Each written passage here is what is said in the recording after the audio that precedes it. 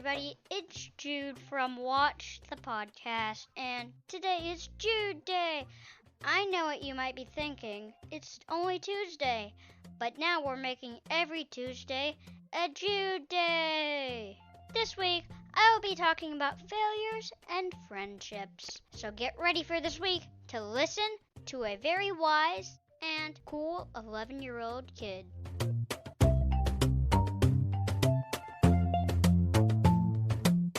I remember when you guys started becoming friends. Like, in the beginning, I didn't even know what it was, and then you just introduced me to her, so it was pretty cool. Because, like, you guys did a lot together, and I was just, like, a little part in that, and then you guys, like, became friends and did a lot together, and I did, like, some of the things. My mom and Lauren, I would describe their friendship as inseparable because you guys have been friends for so long, and no matter how, like, you guys gone through hard stuff, and no matter how far apart you are, you still talk to each other.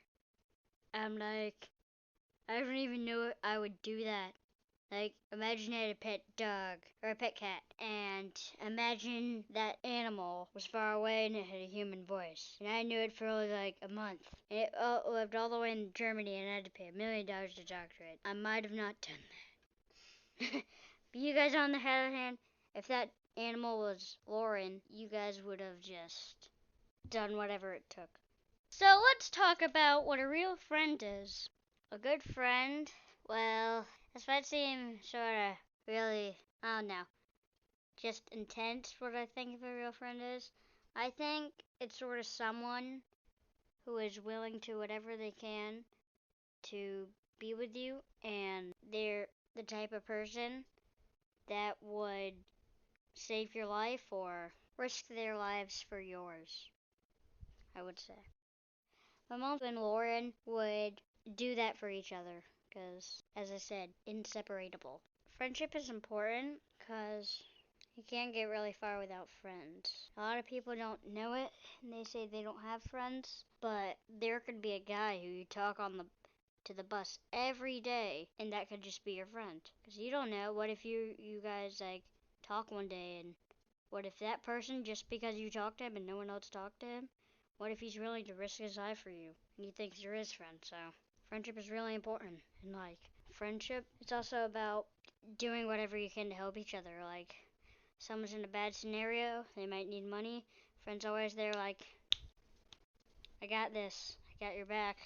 When they're having hard times, you're like, I got your back.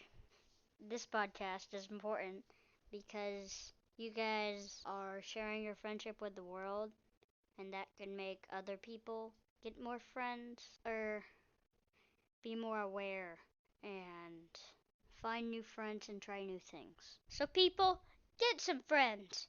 But now I'm going to talk about failures. A failure does not define you, because if you let failures define you, you're going to be one of those really bad people that are always grouchy. Like, I'm so grouchy. I'm so sad. Failures overcome me. Like that. So, to overcome failures, you need 3 things: support, friendship, and you got to keep trying. You should keep trying, because if you give up, you'll never know what would have happened if you did succeed and keep trying. Sometimes I don't really pay attention to my mom, and it makes her feel sad, and then makes her think that I don't respect her, and that's one of mine. And I overcame that because I talked with my mom. I tried to pay attention and leave what was making me not pay attention behind, or limit it, and then that fixed that. And also another failure is, I failed at this for a while, is picking sides. because my mom and dad are divorced, and it's really hard for me to pick a side when problems come. And I know I have to, but it's just been hard for me. And so I try to get advice for some people. I ask them how they got through it, and then they help me. I have had many failures in my life, but I would like to say something positive. So, to all the people who have dealt with doubt and failure in their lives, I'm going to read a positive Bible verse, Philippians 4:11 through 13. I am not saying this because I am in need, for I have learned to be content whatever the circumstances. I know what it is to be in need, and I know what it is to have plenty.